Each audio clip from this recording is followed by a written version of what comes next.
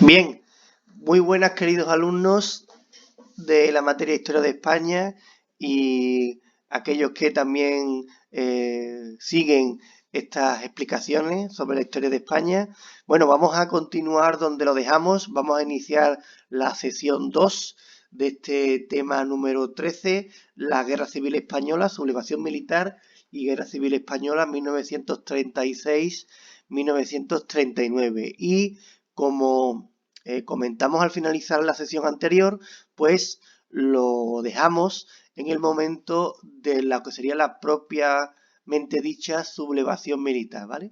Y bueno, pues le dedicamos un momento a la figura de los conspiradores del alzamiento y en concreto a la figura de este caballero que aquí ustedes están viendo en esta imagen inicial, Emilio Mola, ¿no?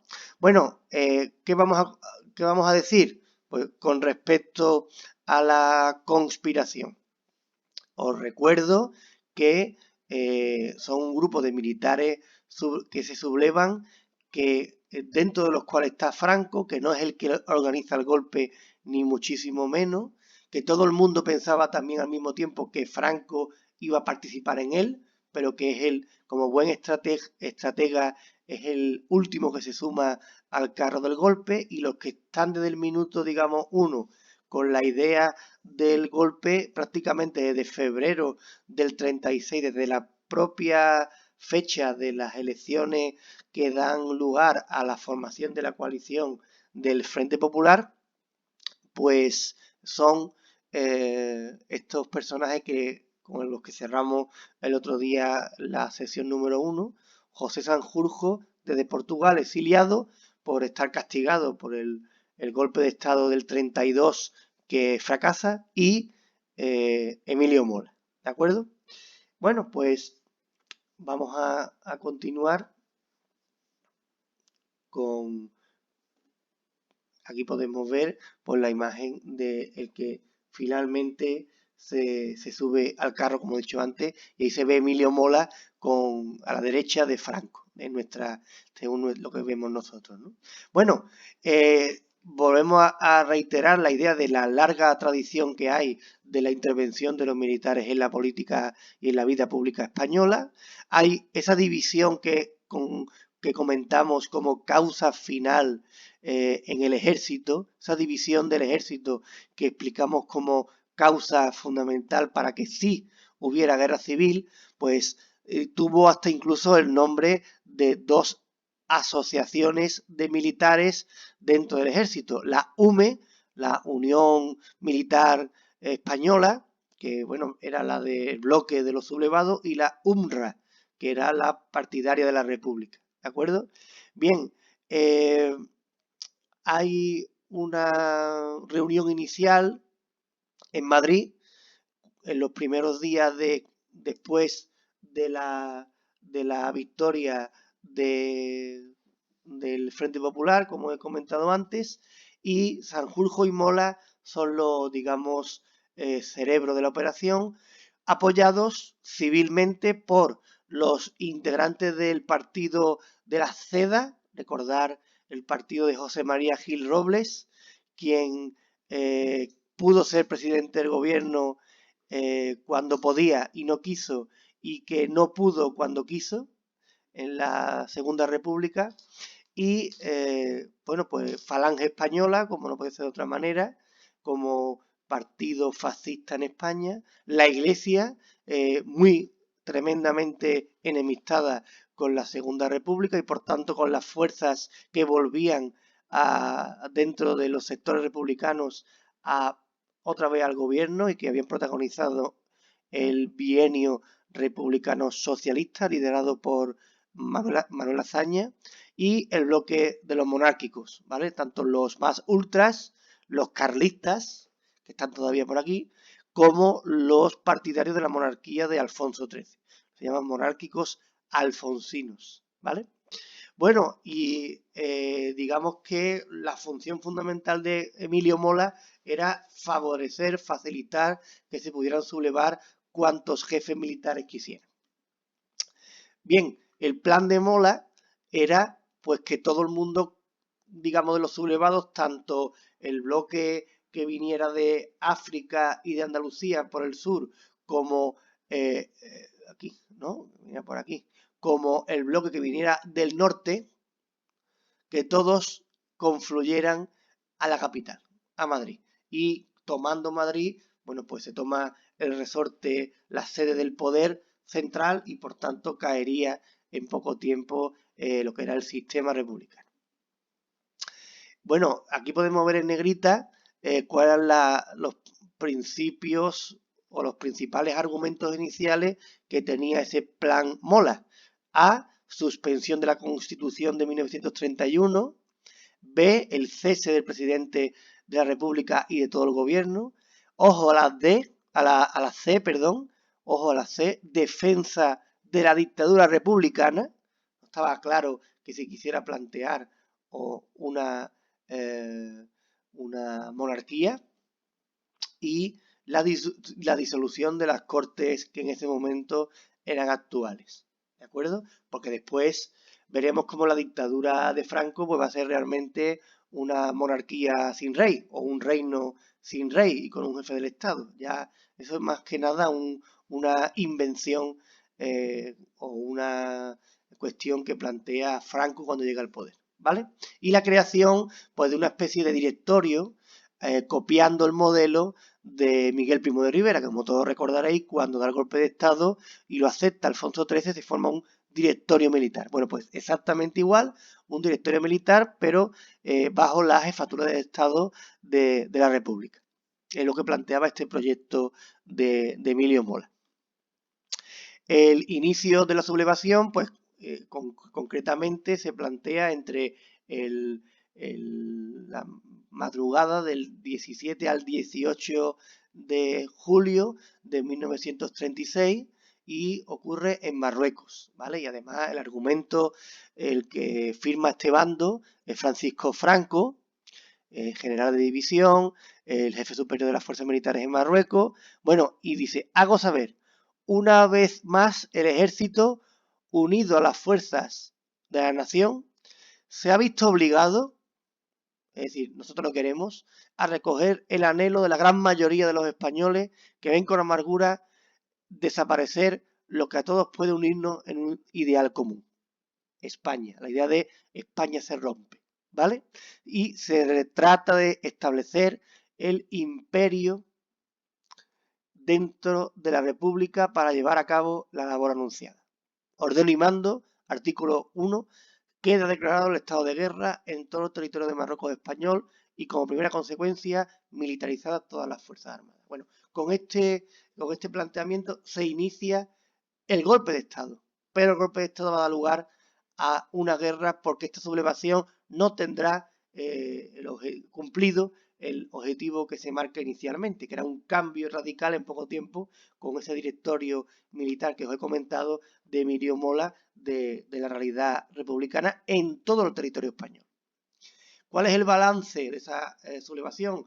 El 17 se levanta el ejército, Franco se va a poner al liderazgo de este ejército, él estaba en Canarias, como todos sabemos, que es otro de los generales que es alejado de Madrid, en otra torpeza de la República, porque si tú tienes a militares peligrosos, si tú los, en un contexto de falta de comunicaciones, si tú los alejas, pues lo que le da es mayor libertad para tener manos libres para poder conspirar, no los tienes controlados al 100%, ¿no? Como si hubieran estado si están más cerca. Pero bueno, de todas maneras, de una manera o de otra, si ya estaban decididos a este planteamiento del golpe de Estado, que os recuerdo que el 12 de julio se asesinó al teniente Castillo, que era pro república, y como respuesta de su asesinato, pues se secuestra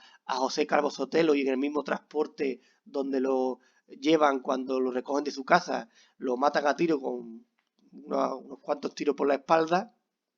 Ese asesinato del líder de la oposición pues es tomado como una señal, como el signo del inicio de la sublevación para los que estaban conspirando para dar digamos, llevar a la práctica este golpe de Estado. Y como os he comentado antes, pues la sublevación el 17 es en Melilla, Marruecos, y después en la zona de Marruecos, y después de Melilla, Marruecos, de Marruecos pasa a toda la península, pero no triunfa en toda España, ¿vale? Y queda España prácticamente dividida.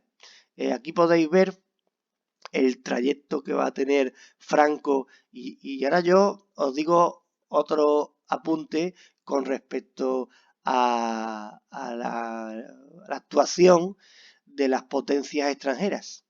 Es que resulta que este avión, que es el Dragón Rapid, ¿vale? Y lo tenéis el nombre.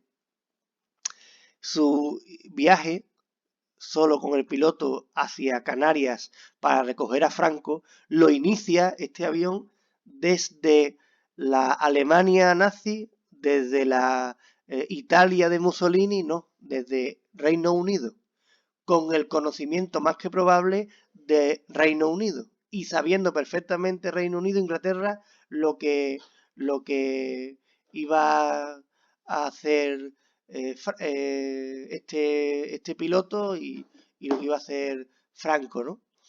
Y igual que os digo que Franco cuando, como os he dicho antes, que es el último que se suma al carro de la sublevación, pues Franco era una persona que fue muy inteligente a la hora de plantear esta cuestión. De hecho, no era el candidato número uno y acabará haciéndolo por una serie de circunstancias que veremos en su momento. Pero si os digo que cuando está planteando esta sublevación, este golpe de Estado, él no lo tenía claro. Y de hecho, pues abre una cuenta en el extranjero y también busca un piso en el extranjero donde pretende enviar a su mujer y a su hija. ¿Y dónde abre esa cuenta y plantea ese piso? Vuelvo a repetir, lo que me gusta plantear esto reiteradamente, en la Roma de Mussolini, en la Italia de Mussolini, la Italia fascista, en Múnich, en Berlín, en Stuttgart, en la Alemania nazi, pues no, lo abre en Londres y perfectamente se le permite y hay una connivencia al respecto. ¿Por qué? Porque tenéis que recordar siempre cómo se va a utilizar por parte de los sublevados el argumento, sobre todo, de que la República podía deslizarse hacia convertirse en un títere, en una marioneta de la Unión Soviética. Y contra el comunismo, Reino Unido es anticomunista. Pero también Reino Unido es, que no se olviden ustedes, el principal inversor y consumidor en España, el principal inversor y consumidor extranjero en España. Por lo tanto, tiene muchos intereses económicos dentro del territorio español, lo cual no le interesaría en cuanto a la mentalidad de la propiedad privada a alguien que cree o que pueda hacer válido la idea de que puede haber una revolución comunista en España. Entonces, bueno, pues digamos que también el orden económico británico también le interesaba que no triunfara lo que sería ese comunismo que en teoría para algunos podía triunfar si continuaba el Frente Popular al mando del gobierno en España, ¿no? Bueno, ¿cómo queda tras el fallido golpe de Estado la península ibérica? En cuanto a nuestro país, España, pues hoy podéis verlo, el azul son las fuerzas rebeldes y el amarillo está para las fuerzas, digamos, que continúan apoyando a la República. Ahí podéis ver, pues, cómo está una parte, se ve, de África, que rápidamente apoya a la causa rebelde. También lo que sería toda la zona de la provincia de Cádiz en torno a la bahía y a lo que sería la ruta del Toro, ¿no? La zona de Algeciras, de Conil, de Chiclana, la zona de Sevilla, Sevilla capital y alrededores, Córdoba y después Baleares, donde está el general Godet y el resto de lo que sería prácticamente el norte de la península, salvo la cornisa cantábrica. La cornisa cantábrica y Madrid, Cataluña, Levante y parte de Extremadura y la mayoría de Andalucía, en principio no apoyan la sublevación militar. ¿Qué ocurre? ¿Que esto quién apoya o no apoya? Pues el ejército. Entonces el ejército se alza o no se alza se revela o no se revela. Y así queda, pues prácticamente podemos ver aquí un empate técnico. Entonces, ¿por qué habiendo este empate técnico prácticamente en territorio, en soldados, por qué ganan los rebeldes? Porque van a tener, y esto es muy importante, una mejor ayuda exterior. La ayuda exterior será fundamental para que este mapa, cuando veamos el desarrollo de la guerra, va a ir paulatinamente poniéndose del lado rebelde, es decir, poniéndose azul en lo que serían los colores de este mapa, ¿de acuerdo? Bien, y perfectamente pues podemos plantear tanto el punto de vista de los republicanos como de los alzados en los momentos del alzamiento. Os planteo la cuestión de que en este momento la propaganda va a ser muy importante y la exageración de los argumentos más todavía. Entonces aquí, por ejemplo, por radio, pues van a plantear, si veis el entrecomillado, el gobierno legal de la República, se ha frustrado un nuevo intento criminal contra la República. Bueno, eso de que se ha frustrado, pues no está claro, ¿no? El último punto, por el contrario, bueno, el gobierno declara, perdón, que el movimiento está exclusivamente circunscrito al protectorado, a Marruecos, y que nadie, absolutamente nadie, se ha sumado a la península a tan absurdo empeño. Está mintiendo descaradamente. ¿Por qué? Porque lo que no se quiere es insuflar, es decir, es muy importante la moral de la tropa, ¿no? La moral del público. Y eso es lo que se tiende a querer hacer cuando se exagera, ¿no? Y este es un mensaje de Emilio Mola. Españoles, el ejército es dueño de toda España, menos de algunos puntos aislados. Y ahora, el último apartado, es inútil oponerse al avance de la mayor parte del pueblo español sano, que solo desea una España libre de odios. ¿Vale? Bueno, pues tanto este planteamiento, como este planteamiento, pues no casa con esta imagen que os estoy aquí planteando. ¿De acuerdo? Porque esto también es otra guerra. La batalla de la información es otra guerra, como estamos viendo hoy en día, que es tan importante tanto las noticias que nos plantean desde la prensa, con el enfriamiento y el no planteamiento de todas las realidades que a lo mejor debieran de plantear, o directamente como hay auténticas o sinvergüenzas y auténticas personas que son malas personas que juegan con los sentimientos de las personas que estamos confinadas, enviando todo tipo de noticias falsas, bulos y barbaridades totales, ¿no? Pero bueno, eso es otra cuestión. Aquí estamos en la Guerra Civil Española. El bando sublevado. Ahora vamos a hablar de los actores de ese conflicto, según el resumen que os hemos suministrado para la materia, ¿no? Entonces, el bando de los sublevados, de los dos actores fundamentales, de los dos bandos, de los actores que digamos, participan en cada bando, pues el bando sublevado se va a llamar a sí mismo los nacionales, ¿vale?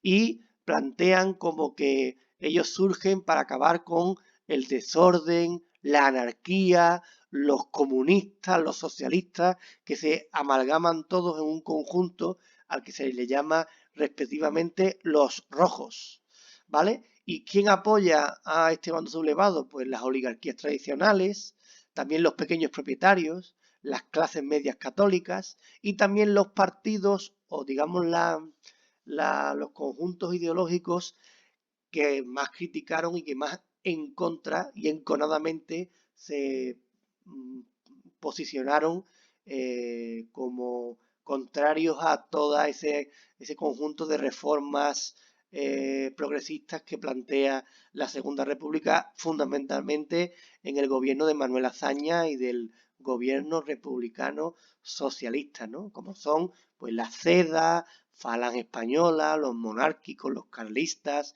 la Iglesia Católica. Ya el caso de la Iglesia Católica es espectacular, porque habla de una cruzada de liberación, ¿vale? Es como la yihad islámica, pero en la cruzada medieval, pero en esta guerra civil, ¿no? Es decir, es unir el que se levanta contra la República, además es que va en una cruzada a favor de la liberación también de la doctrina católica. Y ahora quiero que veáis esto que vamos a ver aquí. Esta es la postura de la Iglesia Católica que se puede ver perfectamente en esta carta colectiva del episcopado español, lo que hoy sería la conferencia episcopal, que está fechada y además que se publicó el 1 de julio de 1937. Y no voy a leeros todo el texto, pero vamos, se puede leer, le podéis dar a la pausa del vídeo y leerlo con tranquilidad, pero básicamente lo que viene a decir el episcopado español, que define la doctrina de la Iglesia Católica, que os recuerdo para los creyentes y menos creyentes, porque defiende el amar al prójimo como a ti mismo, ¿no? Y no matarás, no mentirás. Pues dice, la guerra es, voy a leer lo que está en negrita, ¿eh? La guerra es, pues, como un plebiscito armado. Un plebiscito son unas elecciones. Es decir, está validando ir a la guerra. Está una iglesia católica, digamos, representada por su jerarquía, es que está aquí justificando por qué está bien ir a la guerra. Que ir a la guerra está bien conforme a la doctrina católica. ¿Por qué? Porque es como un plebiscito armado, como una votación armada. Y ahora, en el último punto que os he puesto en negrita, si no lo tenéis claro, dice, hoy por hoy no hay más España, no hay en España, perdón, más esperanza para reconquistar la justicia y la paz y los bienes que de ella se derivan que el triunfo del movimiento nacional. Aquí directamente nos une a los sublevados con la Iglesia Católica. La Iglesia Católica da un mensaje muy claro. El que sea católico tiene que apoyar a los alzados, tiene que apoyar al movimiento nacional, ¿vale?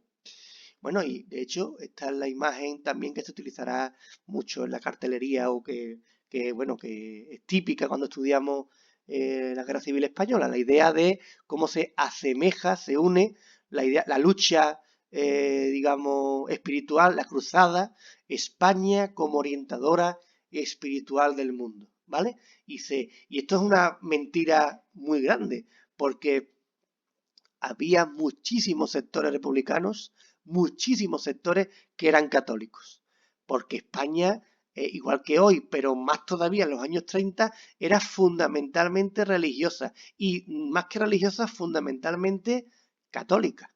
Por lo tanto, esta cuestión, digamos que también podemos plantearla como otra de las torpezas que tuvo la República, en la cual pues no fue capaz ni de adueñarse o de también captar el concepto España, porque era la Segunda República Española, ni tampoco captar el tema de la espiritualidad ni la religiosidad católica, ¿no? A su favor o por lo menos en un mismo nivel que el bando rebelde. En cuanto al bando republicano, pues la izquierda burguesa, la izquierda republicana, los socialistas, la CNT, los comunistas, los nacionalistas, que van a plantear un grupo heterogéneo, pero sobre todo, y es lo que también tenéis ustedes que tener en cuenta, que es lo que más en contra va a jugar desde un punto de vista interior en contra del bando republicano, es que este grupo heterogéneo se va a enfrentar entre sí. Va a ser un grupo con posturas enfrentadas. Porque de hecho, en principio, la sublevación se quiere frenar y por tanto la contrarrevolución, o perdón, la contrasublevación, mejor dicho, es para mantener la legalidad republicana. Pero una vez que el conflicto, digamos, continúa y deriva a una guerra civil, rápidamente habrá un enfrentamiento interno entre los propios, digamos, grupos de este frente o bando republicano, porque habrá una dicotomía entre república o revolución. Y esta falta de unidad va a ser un factor muy clave para explicar también la derrota de la República y la victoria de los sublevados. Y tiene un punto álgido en mayo del 37, que ya lo veremos, que hace una crisis que hará caer al gobierno republicano de Francisco Largo Caballero. Bueno, vuelvo a reiterar que dos cuestiones van a afectar sobre todo desde un punto de vista de la propaganda más negativamente al bando republicano, ¿vale? Propaganda, os quiero decir, desde un punto de vista más genérico. Para los sublevados van a ser argumentos reales que se van evidentemente a expandir y a exagerar, porque lo que se quiere fomentar es un aparato propagandístico potente favorable a la causa sublevada y que, digamos, el bando republicano va a querer minimizar planteando que eran esto que acabo de decir o unas exageraciones, pero que sí fueron dos cuestiones que podían haber planteado de otra manera para evitar los republicanos que se utilizara tanto en su contra. Una, la cesión casi en exclusiva de los sublevados de los símbolos nacionales y del patriotismo, vinculando la causa franquista, la causa sublevada, a la llamada causa nacional. Bueno, la República también era nacional porque era Segunda República Española. Cuidado con eso, ¿no? Y de hecho por eso tenemos el problema que tenemos hoy en día con la bandera de España, porque ese uso de la bandera de España lo planteará después el franquismo, y por eso hoy pues tenemos esa circunstancia extraña que en cualquier país, en cualquier película, pues te encuentras banderas de Portugal, de Reino Unido, de Estados Unidos, de Italia, y aquí en España pues saca la bandera de España y parece que todos los que sacamos la bandera de España tenemos que ser fachas. Eso es algo propio de la ignorancia, porque hoy en día la bandera legal española, pues la bandera roja, amarilla y roja, ¿no? ¿Cómo se llama? Rojigualda, creo. Bueno, pero también yo, aunque sea muy crítico con eso, pues también tengo que considerar que el recuerdo a la dictadura pues está ahí. Aunque también os informo que otros países serán también dictaduras en los años 70, como Chile, como Argentina, como Portugal, como Grecia, y sus banderas siguen siendo las mismas hoy en día o prácticamente iguales y no hay ese rechazo a la bandera que sí hay en España. Pero bueno, ya de todo es conocido que Spain is different, ¿no? Entonces, bueno, España es diferente, tenemos nuestras cuestiones propias, nuestras idiosincrasia propia. Y la segunda cuestión, que esto es lo más grave, que lo más le afecta a la Segunda República, la identificación que habrá en el exterior o el argumento que habrá de identificar a la República desde el exterior con una revolución socialista, con la influencia del Partido Comunista Español y por tanto del Partido Comunista de Rusia, de la Unión Soviética, del mismísimo Stalin en los asuntos españoles. Por tanto, esto va a dañar la imagen de la República desde un punto de vista de defensora de los valores democráticos. Porque os vuelvo a repetir que tan dictadura es la dictadura de Stalin, comunista, o la dictadura de China, hoy en día, o bueno, el que tenga más, no voy a decir la palabra Venezuela para que no, es que Venezuela, no lo digo, ¿vale? Yo os recomiendo que hagáis una excursión cuando acabe el confinamiento a Corea del Norte, a ver si os parece una dictadura o no, que ahí te dicen hasta cómo tienes que llorar cuando muere el jefe del Estado, ¿de acuerdo? Bueno, o también nos podemos ir a la monarquía de Arabia Saudí, ¿de acuerdo? Entonces, cuidado, cuidado. Pero bueno, sí va a jugar en contra de la Segunda República porque no se va a vender la idea de la República como una democracia, sino la República como un sistema que podía convertirse en una dictadura comunista y sobre todo en un títere, en una marioneta de la Unión Soviética de Stalin. Bien, otra cuestión que quiero comentaros que es quizás de las más importantes del tema, aunque parezca más breve en el resumen, pero para entender el tema es fundamental, ¿vale? Porque os he enseñado anteriormente el mapa de cómo queda España con el fracaso del golpe de Estado y cómo ese golpe de Estado al fracasar, porque el ejército se divide, pues se traduce en el desencadenante de la Guerra Civil Española. Bien, y prácticamente queda empatado el territorio y los recursos, aunque si bien se puede decir incluso que los mejores recursos porque las ciudades más importantes económicamente hablando apoyan a la República, por tanto los núcleos industriales más importantes apoyan a la República y digamos que los territorios que apoyan a los sublevados tienen sobre todo un carácter agrario, ¿no? Bueno, vale, pero prácticamente es un empate técnico.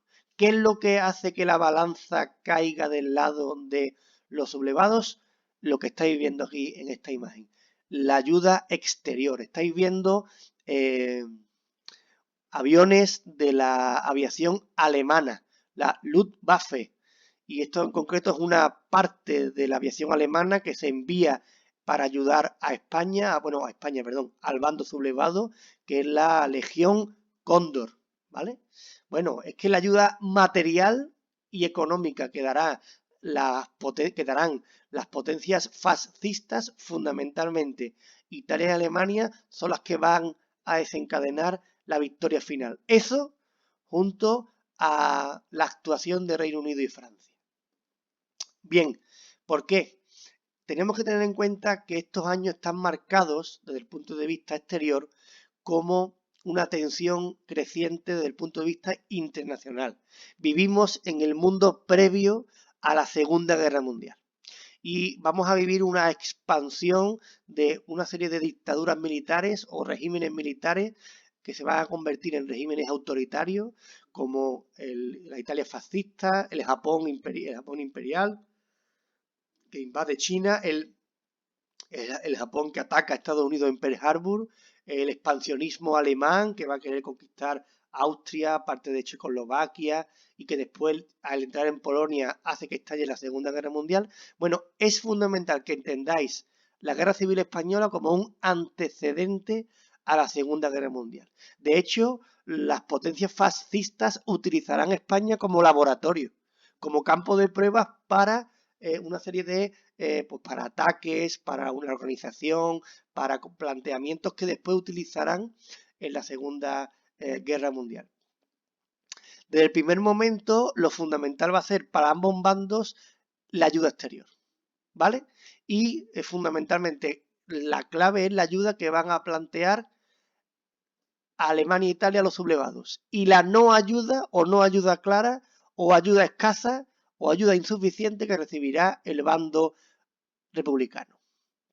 Bueno, igual que os he dicho, como Alemania e Italia, que ahora vamos a ver, ayudan a los sublevados, otra cuestión clave pues será la no actuación, la ignorancia que van a protagonizar Francia, gran aliado de la España republicana, recordar lo que es el Frente Popular francés y el Frente Popular español, y Reino Unido. Porque poco después, la idea es que Reino Unido y Francia, sobre todo Reino Unido, no quiere otra guerra mundial. Hemos tenido la Primera Guerra Mundial, que hasta que no se celebró la Segunda, no se llamaba Primera, claro, porque nada más que había habido una, muy bien. Se llamaba Gran Guerra Europea. Entonces lo que no se quería es que volviera a repetirse. Entonces Reino Unido opta por llevar una política de querer no ir a la guerra a cualquier coste. Y se equivoca porque va a llevar una política de muchas dudas, donde va a claudicar y a ceder cuestiones que a lo mejor pues, no tenía que haber cedido, y una de ellas era el permitir todo lo que se permitió en España, ¿no? Entonces, esa política de querer no enfrentarse con Alemania y con los fascistas italianos se llama política, como he dicho antes, de paz, de apaciguar, de apaciguamiento, de no vamos a pelearnos para evitar esa guerra. ¿Qué ocurre? Pues que esto le salpica a la República Española. ¿Por qué? Pues porque poco después de la sublevación de julio, en agosto de 1936, cuando ya cada bando pide ayuda al exterior y se puede decir claramente que se internacionaliza el conflicto, pues Reino Unido va a convencer a Francia de que ambos hagan una política basada en la creación de un comité que se denomina el Comité de No Intervención. Si veis lo último donde ponen objetivo, el objetivo de este comité que se forma y cuya capital está en Londres es prohibir cualquier tipo de ayuda militar a cualquiera de los dos bandos, declarando a su vez la guerra como una guerra española, como un asunto interno de los españoles. Es decir, es que los españoles están cabreados, se han peleado, pues que se arreglen entre ellos. Nosotros no queremos intervenir. Claro, ¿cuál es el problema? Que el problema está en ese comité va a estar Alemania, va a estar Italia, va a estar la Unión Soviética, van a estar hasta 27 países. ¿Qué ocurre? Que realmente es una, como digo aquí, la no intervención, como veis en el primer punto, fue una farsa. ¿Por qué? Porque la firman todos, pero en el momento que la están firmando, Alemania e Italia, Alemania llevaba años ya, desde que había llegado Hitler al poder, haciendo crecer su ejército y con una economía de guerra militarista que tenía prohibido por los pactos del Tratado de París que cierra la Primera Guerra Mundial y se lo estaba saltando a la torera por la cara.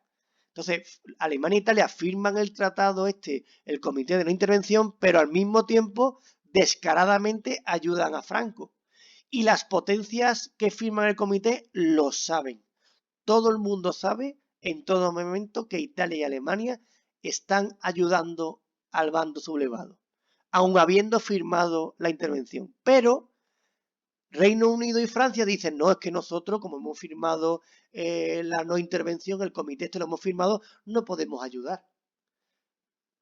Digamos que lo que hace Alemania, lo que hace Reino Unido y Francia es inventarse una excusa para no participar, porque si participaban a favor de la democracia republicana, podían enfrentarse al final con Alemania e Italia. Y lo que quiere Reino Unido fundamentalmente es que no haya una excusa de los alemanes para ir a la guerra. Entonces prefieren que reviente España, os lo digo así claramente, a imponer cualquier idea de justicia, de legitimidad, de democracia. Esos son rollos patateros. ¿Qué os digo? Que claro, ¿dónde está el problema? El problema fundamental es un problema de concepto, ¿vale? Porque si os dais cuenta aquí, en lo que os he puesto donde ponen objetivo, ¿vale?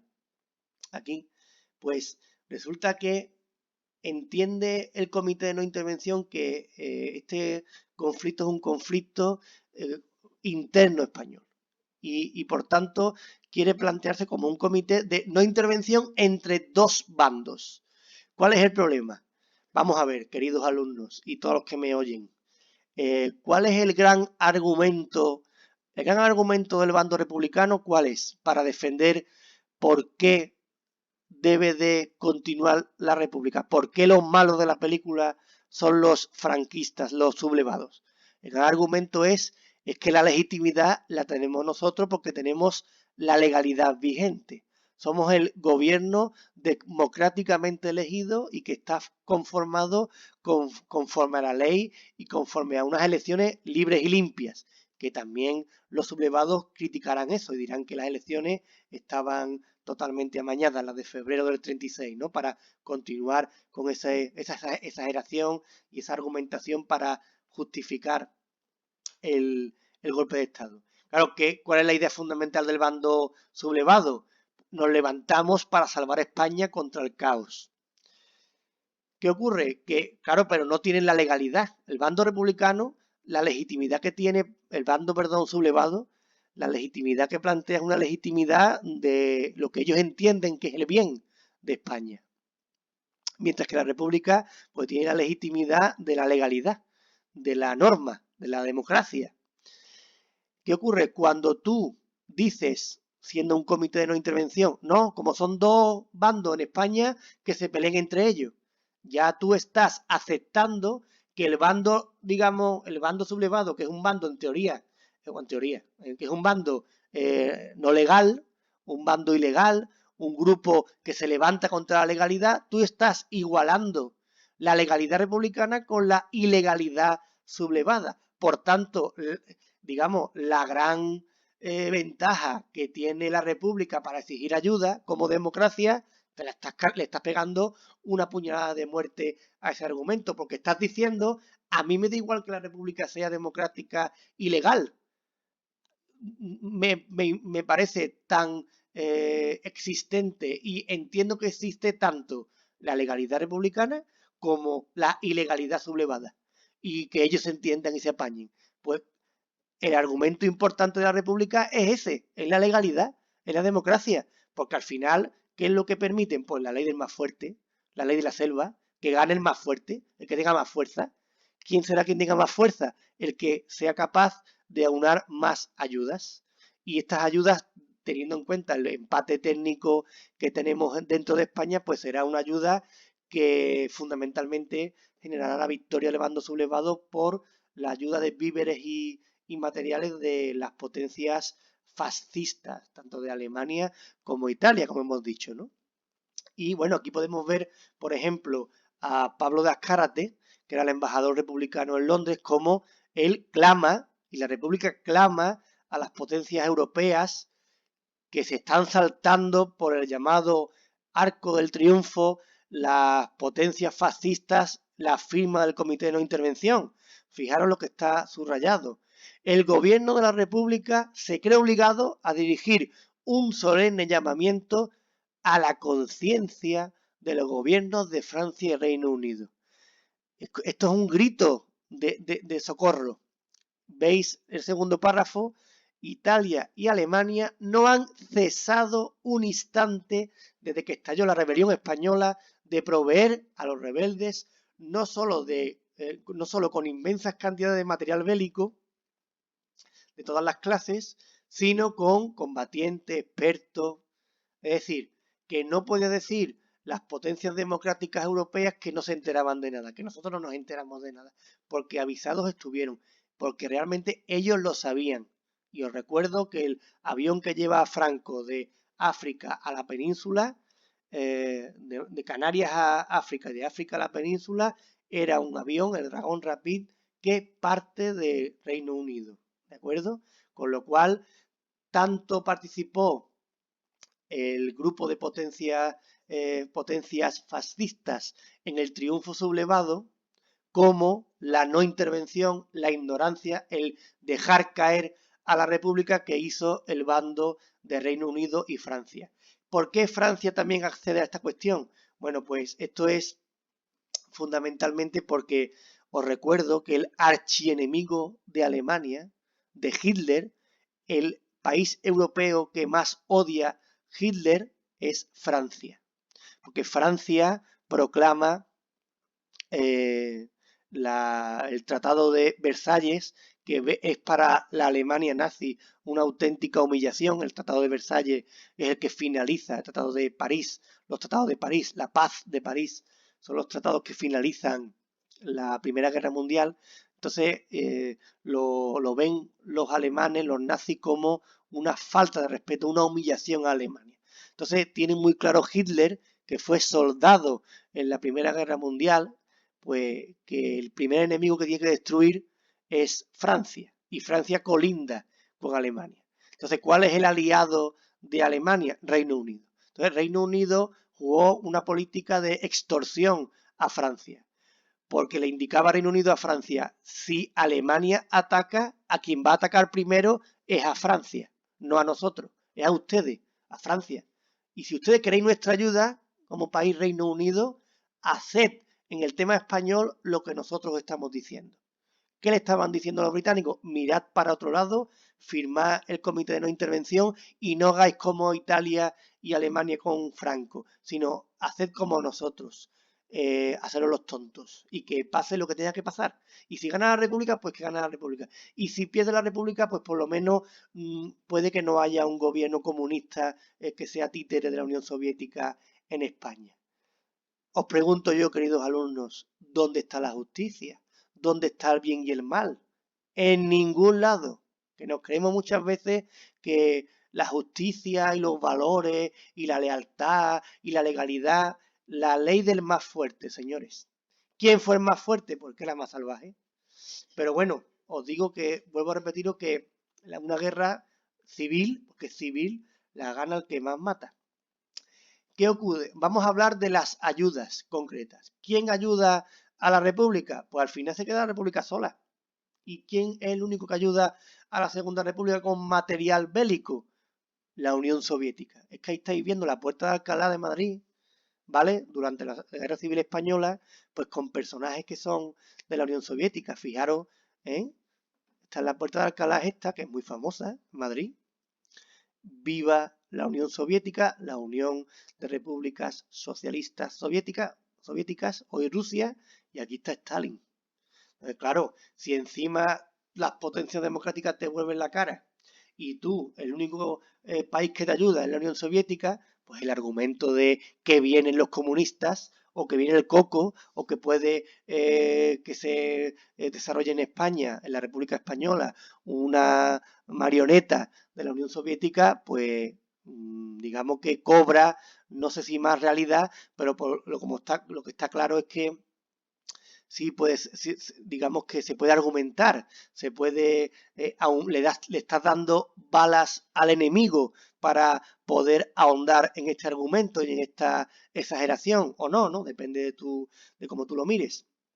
Y aquí podemos ver cómo, de hecho, hay una polémica porque llegará a la Unión Soviética pues parte de las reservas de oro que tenía el Banco de España en Madrid. Y bueno, hay toda una polémica con respecto a esto y se le llama el oro de Moscú, que para los republicanos pues fue como pagos por estos suministros que le da la Unión Soviética en tanques, en aviones, y pues para otros pues será un auténtico desfalco, un robo, donde los beneficios se los llevarán sobre todo los que organizan ese traslado de las reservas de oro del Banco de España a Moscú, ¿no? Ahí están libros y películas sobre esta polémica. Y bueno, aquí podemos ver incluso cómo está la conferencia de Múnich, cuando se plantea un acuerdo entre Reino Unido y las potencias y Francia y las potencias de Hitler e Italia. Aquí podemos ver Hitler, Chamberlain, Mussolini, y aquí está Stalin como diciendo no hay silla para mí, y por lo tanto Stalin va a buscar un acercamiento con Hitler en 1939 en un acuerdo secreto que ya da por finalizado, digamos, la poca esperanza que tenía al final del conflicto la República de poder tener alguna salida victoriosa a la misma, ¿no? Otra ayuda que recibirá la República serán las brigadas internacionales. Las brigadas internacionales será pues un grupo de voluntarios que van a proceder de más de 70 países con el objetivo de luchar contra el fascismo, ¿vale? Y van a ir en torno a unas 35.000 personas a ayudar a la República en contra del fascismo.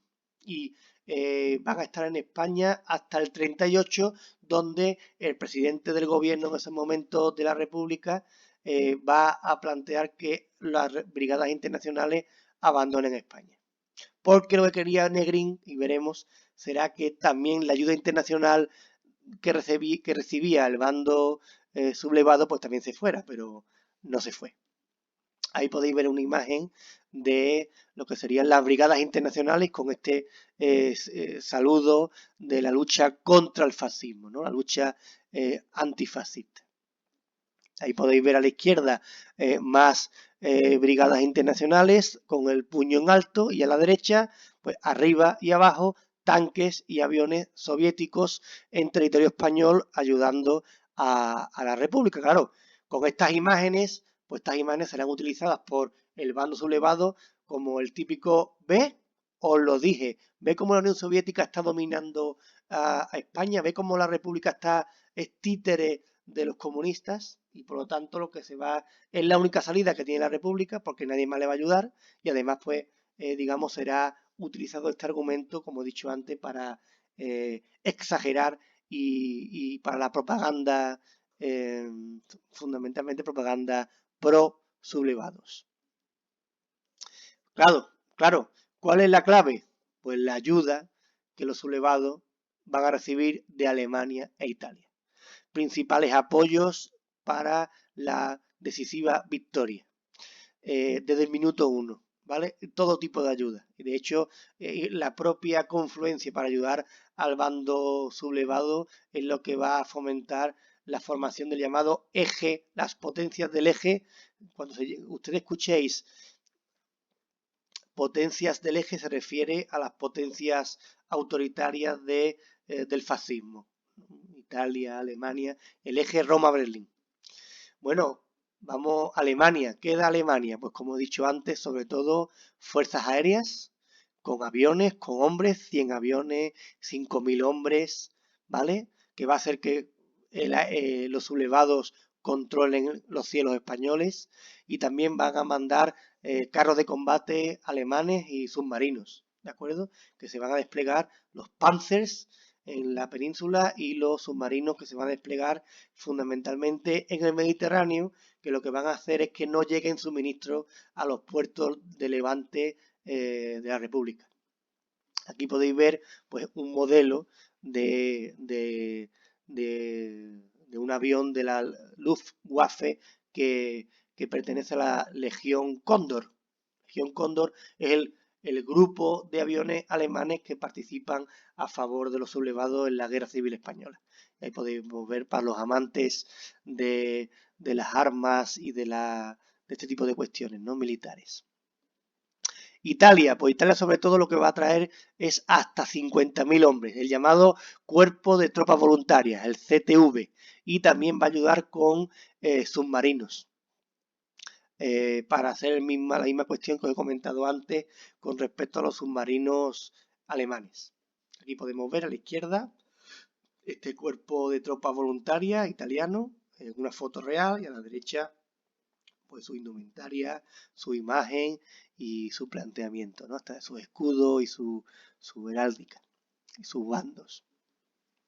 Aquí podemos ver más imágenes, arriba la Legión Cóndor, a la derecha estamos viendo aquí a Hitler y a Franco con el saludo romano. Aquí a la izquierda más imágenes de este cuerpo de tropas voluntarias italiano, y aquí pues a Franco con Mussolini, y quiero recordar que este es Serrano Suñer, que será como el ministro de Exteriores en los primeros gobiernos de Franco, que además era cuñado de Franco.